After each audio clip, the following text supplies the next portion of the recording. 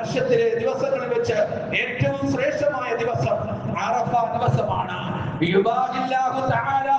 ആ ദിവസത്തിൽ അല്ലാഹു സുബ്ഹാനഹു വ തആല അഭിമാനം കൊണ്ടും ഭൂമിയിലുള്ളതായ മുഅ്മിനീങ്ങളെ കൊണ്ട് അറഫയിൽ ഒരുമിച്ച് കൂടിയ ഹാജിമാരെ കൊണ്ട്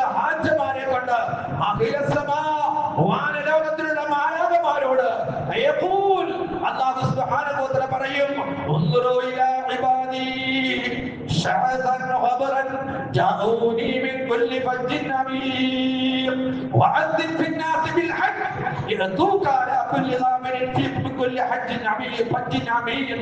അല്ലാഹു സുബ്ഹാനഹു വ തആല ഇബ്രാഹിം അലൈഹിസ്സലാമിനോട് നൽകിയ വാഗ്ദാനത്തിന്റെ അടിസ്ഥാനത്തിൽ ലബ്ബൈക്കിന്റെ അർത്ഥങ്ങളെ ഞാൻ നിങ്ങളുടെ വിശദീകരണം കേട്ടാൽ വഹദാനിയത്തിന്റെ 1000 നേരായ വാക്കുകൾ ഉൾക്കൊള്ളുന്ന ആ വഹദാനിയത്തിന്റെ വാക്കുകളെ പറഞ്ഞുകൊണ്ട് നടക്കുന്ന മുഅ്മിനീങ്ങളായ മനുഷ്യന്മാരെ കാണിച്ചുകൊണ്ട് എന്റെ അടിമകളിലേക്ക് മാലാഖമാരെ നിങ്ങൾ നോക്കും, അവർ എന്റെ അടുക്കൽ വന്നിരിക്കുന്നു, അറഫയിൽ എത്തിയിരിക്കുന്നു, എന്റെ അതിഥികളായിട്ട് മൊഴികൾ പാറിപ്പറന്നവരായ നിലയിൽ, പൊടി പഠനങ്ങൾ പെൺപറ്റരായ നിലയിൽ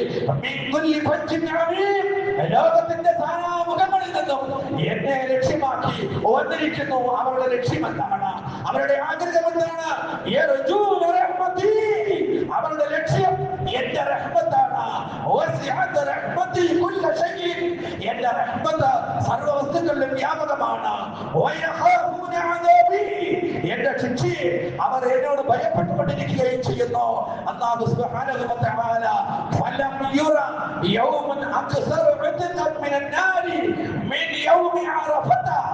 അറഫ ദിവസത്തിൽ അല്ലാഹു സുബ്ഹാനഹു വ തആല സ്വർഗ്ഗത്തിന്റെ അധികാരാക്കുന്നത് പോലെ മറ്റൊരു ദിവസത്തിലും സ്വർഗ്ഗത്തിന്റെ അധികാരാക്കുന്ന വേറെ ഒരു ദിവസവും ലോകത്തിലില്ല.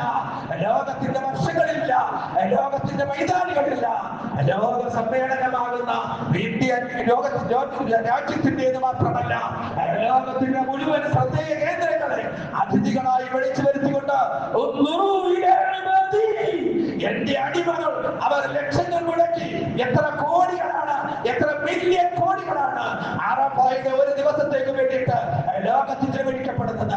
സൗദി ഗവൺമെന്റ് മാത്രമല്ല, ലോകത്തിന്റെ നാനാഭാഗത്തു നിന്നും വരുന്ന ഹാജിമാർ അല്ലാഹുവിന്റെ വഴിയിൽ ചെലവഴിക്കുന്നത് മില്യൺ ഡോളറുകളാണെങ്കിൽ അവർ അല്ലാഹു സുബ്ഹാനഹു വ തആല ആ ദാസന്മാരെ നോക്കിക്കൊണ്ട് മാലാഖമാരോട് അഭിമാനം കൊള്ളുന്ന ദിവസമാണ്. അല്ലാഹുവിന്റെ ഈ പരിശുദ്ധമായ ഈ ദിവസത്തെ ബഹുമാനിക്കാം.